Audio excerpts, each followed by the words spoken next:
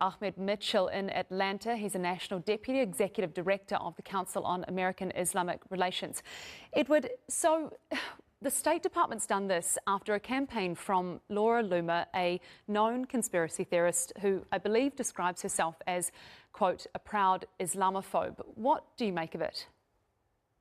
This is pure insanity. Secretary Rubio was once considered a serious public official, but it appears he has given a notoriously unhinged anti-Muslim bigot, Laura Loomer, veto power over State Department policy.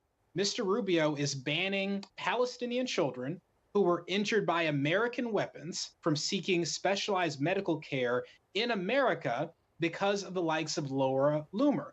This is insanity. It's immoral. It is beyond cruel. And it's the latest piece of evidence that this administration is not pursuing an America first agenda. They are pursuing an Israel first agenda, and it must stop.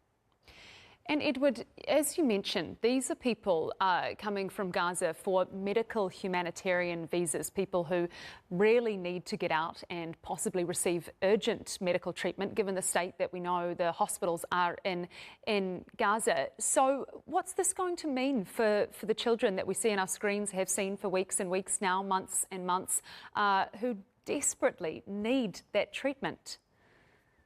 The irony here is that a relatively small number of Palestinian children have made it out of Gaza and to the United States for treatment. The Israeli government is killing scores of Palestinians, including children, every single week. And so the key thing that needs to happen is the genocide needs to stop, and the Palestinian people need to be able to live freely and safely on their own land independently.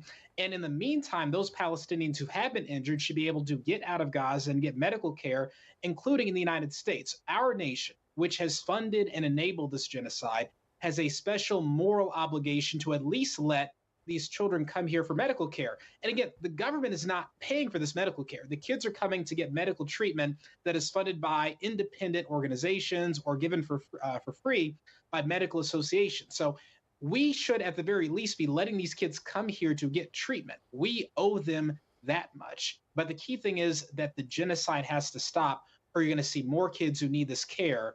And that is just horrible, and it cannot go much longer.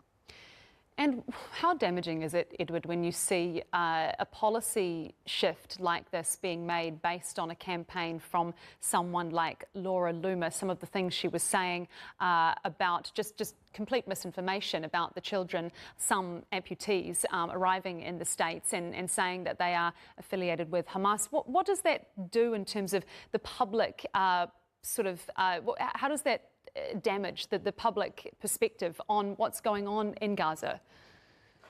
Look, if the State Department really has given the likes of Laura Loomer and others veto power over their policies, then the inmates are running the asylum. This is completely unacceptable to have anti-Muslim extremists whipping up a frenzy on social media and immediately leading the U.S. Secretary of State, who is fourth in line to the presidency, to flip and change a government policy that made perfect sense, allowing Palestinian kids injured by American weapons to come to America for specialized care. And so what this does is lead to the question of who is running the United States government? Is the United States, my nation, an independent country, or are we an agent of the Israeli government? Are we a servant of anti-Muslim, anti-Palestinian bigots on social media? Again, the agenda that we are seeing from this administration is not America first, it is Israel first. And I think you're seeing many Americans, including many conservatives, getting really tired of this nonsense. Even people like Marjorie Taylor Greene have called out this insanity. And so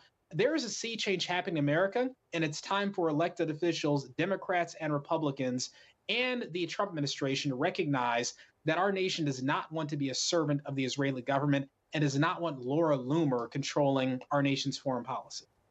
Have you ever seen anything like this, the likes of someone like Laura Loomer influencing what the United States does in terms of its policy? Well, ironically, there was a time when anti-Muslim bigots did have considerable influence in administrations. During the Bush administration, anti-Muslim bigots played some significant role there during the first Trump administration. And let's not forget, even in the Biden administration, there were people who I would consider anti-Palestinian extremists, Brett McGurk, Jake Sullivan, who helped to enable this genocide. And so, yes, you have seen times in which there were people who held extremely anti-Palestinian views influencing government policy.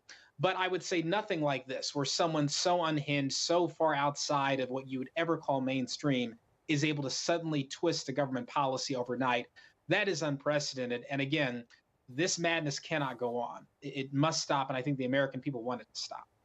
Edward Ahmed Mitchell, National Deputy Executive Director on the Council of American Islamic Relations. Thank you so much for your time. Thank you.